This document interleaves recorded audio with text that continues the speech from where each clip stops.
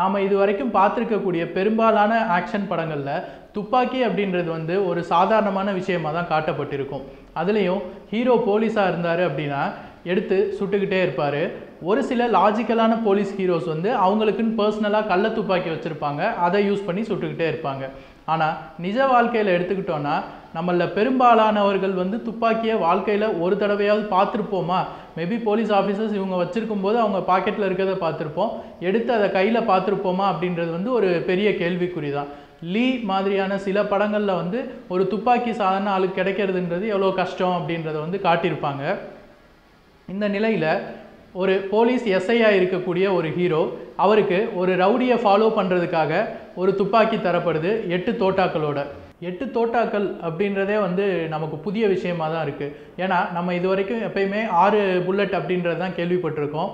ஒரு சண்டை நடக்கும்போது 6 புல்லட் தீர்ந்துருச்சு அப்படின்னா எதிரி வந்து தைரியமாக எந்திரிச்சு வந்து அடிக்கிறதெல்லாம் பார்த்துருக்கோம். அந்த வகையில் பல ஒரு புதிய விஷயங்களும் இன்ட்ரெஸ்டிங்கான விஷயங்களோட வந்திருக்கு இயக்குனர் ஸ்ரீ கணேஷுடைய 8 தோட்டாக்கள் படம். ஹீரோ ஒரு போலீஸாக இருந்தாலும் ஒரு வீரமான போலீஸாவோ அல்லது ஒரு கெட்ட ரவுடி போலீஸாவோ இல்லாமல் ஒரு அது வரைக்கும் சீர்திருத்த பள்ளியில் வளர்ந்த ஒரு தயக்கமும் கூச்சமும் உள்ள மற்றவங்கள்ட்ட எளிதில் பழகாத ஒரு போலீஸாக இருக்கார். தன்கிட்ட கொடுக்கப்பட்ட துப்பாக்கியை 8 தோட்டாக்களோட தொலைச்சிடுறாரு. அந்த துப்பாக்கி பல பேரோட கை மாறி ஒரு குரூப்கிட்ட கிடைக்குது. அந்த குரூப் வந்து அந்த துப்பாக்கியை பயன்படுத்தி என்ன குற்றங்கள் செஞ்சாங்க, அந்த 8 தோட்டாக்களும் எப்படி பயன்பட்டது, திரும்ப இவர்கிட்ட கிடைச்சதா அப்படின்றது தான் வந்து படம். புதிய நடிகர் வெற்றி சத்யா அப்படின்ற லீட் ரோலில் போலீஸ் எஸ்ஐயாக நடிச்சிருக்காரு. போலீஸுக்குரிய முரட்டுத்தனங்கள் அதிகம் இல்லாமல் அந்த சூழலுக்கு தான் சற்றும் பொருத்தம் இல்லாதவன் அப்படின்ற உணர்வு வெளிப்படுமாறு ரொம்ப சரியாக சிறப்பாக நடிச்சிருக்காரு. அபர்ணா பாலமுரளி ஏற்கனவே மலையாளத்தில் ஃபேமஸ் ஆனவங்க. அவங்க மீரா அப்படின்ற மீடியாவில் இன்டர்ன்ஷிப் பண்ணக்கூடிய ஒரு இளைஞராக நடிச்சிருக்காங்க. ஹீரோவுக்கு உதவிகரமாகவும் ஒரு இடத்துல ஹீரோவை உபயோகப்படுத்தி கொள்பவராகவும் வருது அவங்களுடைய கேரக்டர். சாதாரண ஒரு மனிதருக்குரிய ப்ளஸ் மைனஸோடு இருக்குது. அதை வந்து அவங்க ரொம்ப சிறப்பாக செஞ்சுருக்காங்க. இது போக நாசர், மைம் கோபி, சார்லஸ் வினோத், தேனி முருகன், மீரா இப்படி படத்தில் நடிச்சிருக்கிற எல்லா நடிகர்களோட நடிப்பும் ரொம்ப சிறப்பாக இருந்தாலும் அதையெல்லாம் தாண்டி நம்மளை ஆச்சரியப்பட வைக்கிறது MS பாஸ்கர் அவர்களுடைய நடிப்பு தான். அவருடைய கதாபாத்திரம் வந்து ஒரு மனிதனோட எல்லா டைமென்ஷனோடையும் வந்து டிசைன் பண்ணியிருக்காங்க. எப்படின்னா வீட்டில் உதாசீனப்படுத்தும் பொழுது ஒரு பலவீனமானவராகவும், ஒரு பிளானை பண்ணி எக்ஸிக்யூட் பண்ணும்போது அதை முழுசாக பண்ணியாகணும் அப்படின்ற மிக பலம் வாய்ந்தவராகவும், தன்னுடைய பழைய விஷயத்தை இன்னொருத்தர்கிட்ட சொல்லி அழுகும்பொழுது ஒரு ஏக்கத்தோடு இருக்கிறவராகவும் அத்தனை டைமென்ஷனையும் ரொம்ப சிறப்பாக பண்ணியிருக்காரு. படம் பார்த்துட்டு இருக்கும்போது நமக்குள்ளே எழுற சின்ன சின்ன கேள்விகளுக்கும் அடுத்தடுத்து விடை சொல்கிற மாதிரி ஒரு கம்ப்ளீட்டான திரைக்கதை.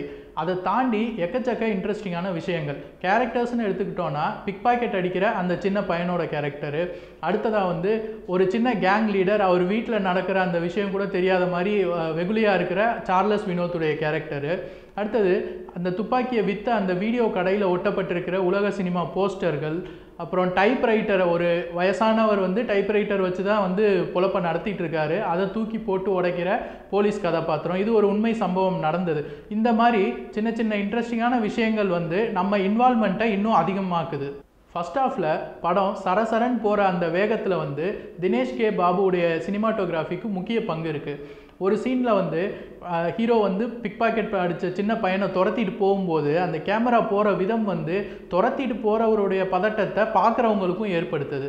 அடுத்ததாக கிருஷ்ணமூர்த்தியுடைய பின்னணி இசை எங்கெங்கே அமைதியாக இருக்கணுமோ அங்கே இருந்து படத்துக்கு தேவையான இசையை ரொம்ப சிறப்பாக கொடுத்துருக்கு. நீ இல்லை என்றால் சாங் வந்து செகண்ட் ஹாஃபில் வரும்போது படத்தை கொஞ்சம் ஸ்லோ பண்ணுற மாதிரி நமக்கு தெரிஞ்சாலும் பாடல் ரொம்ப நல்லா இருக்குது அப்படின்றனால ஒரு ரிலாக்ஸேஷனாக தான் ஃபீல் ஆகுது. படத்தில் சில சீன்ஸ் வந்து மிஸ்கின் ஸ்டைலில் இருக்குது, அது ரொம்ப ரசிக்கிற மாதிரி தான் இருக்குது. அடுத்ததாக முதல் பாதி வந்து காட்சிகளால் அடுத்தடுத்த கட்டங்களுக்கு சல்லுன்னு போயிட்டு இருக்கும்போது செகண்ட் ஹாஃப் வந்து கொஞ்சம் வசனங்களால் நகரும்போது கொஞ்சம் ஸ்லோ ஆகுற மாதிரி ஒரு ஃபீல் இருக்குது.